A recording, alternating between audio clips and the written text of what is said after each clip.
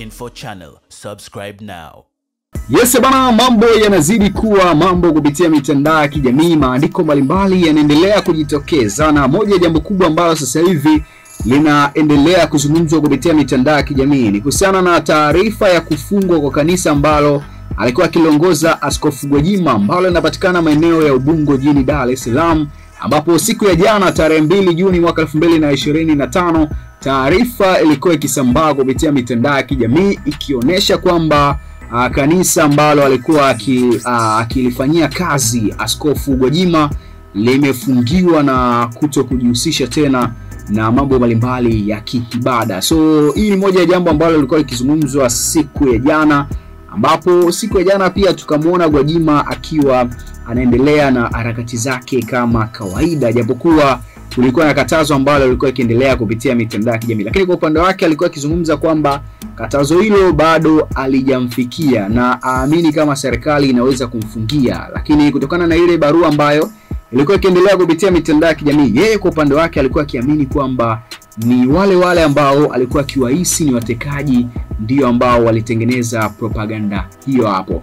Lakini siku ya leo kila kitu kilikuwa bayana. Jeshi la polisi tunafahamu wamefanikiwa kuweka utepe, ambapo ni maeneo ya kanisa la Ufunuo na Uzima ambalo lilikuwa likisimamiwa na Askofu Gwajima, ambalo linapatikana maeneo ya Ubungo jijini Dar es Salaam, ikiashiria kwamba hakuna ruhusa kwa ibada kuweza kuendelea katika maeneo hayo hapo. Sasa siku ya leo imekuwa official na kila kitu kimejulikana bayana, tofauti na jinsi ambavyo taarifa ilikuwa ikiendelea siku ya jana.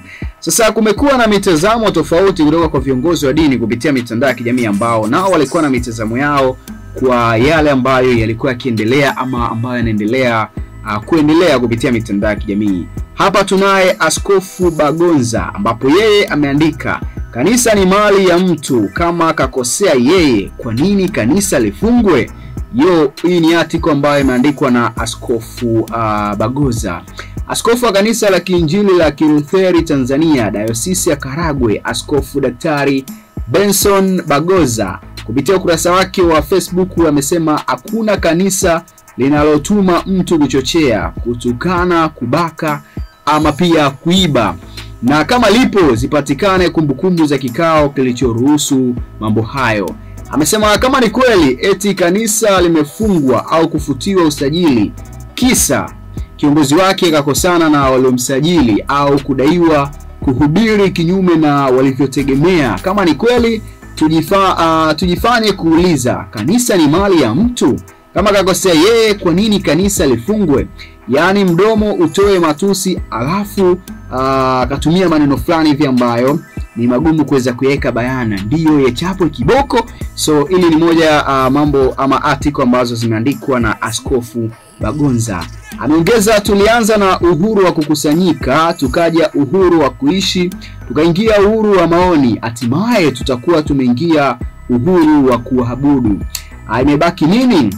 Uhuru wa kujinyonga. I hope ninaota sio kweli, ni mitandao tu inazusha na kufanya uchochezi. Bana, haya ni maandiko ambayo yanaendelea kusambaa kwa kasi kupitia mitandao ya kijamii saa hii hapa, ambapo Askofu Bagonza naye ametoa maoni yake kwa wale ambao wanaendelea kupitia mitandao ya kijamii, lakini yeye anahisi kama anaota kwa wale ambao wanaendelea kupitia mitandao ya kijamii. Hana hakika kama ni kweli kanisa la Askofu Gwajima limefungwa na serikali. Yeye kwa upande wake anahisi kama vile anaota, so ana ukweli. Lakini ikija kitokea kama ni kweli, anahisi kabisa kunapoelekea kutakuwa na ule uhuru wa kuabudu na sio uhuru ambao walikuwa wakiuzungumza kipindi cha nyuma. Sasa haya ndo mambo ambayo yanaendelea kujitokeza toka siku ya jana, kutokana na ile barua ambayo ilikuwa ikisambaa kupitia mitandao ya kijamii, barua ya katazo ama kufutiwa kwa usajili wa kanisa ambalo alikuwa akiliongoza Askofu Bishop Gwajima, ambaye huyu ni mbunge wa jimbo la Kawe, ambaye tunafahamu ameingia katika kashikashi kupitia mitandao ya kijamii kutokana na matamko ambayo amekuwa akiyatoa kupitia maeneo mbalimbali, lakini pia matamko mengine alikuwa akiyatoa anapokuwa ibadani, na ndo moja ya matamko ambayo yamepelekea kanisa ambalo alikuwa akiliongoza kupigwa pini ama kufutiwa usajili kwa mujibu wa taratibu na sheria ambazo wameingia. Sasa ni kama vile amevunja zile sheria ambazo walipaswa kuweza kuzifuata.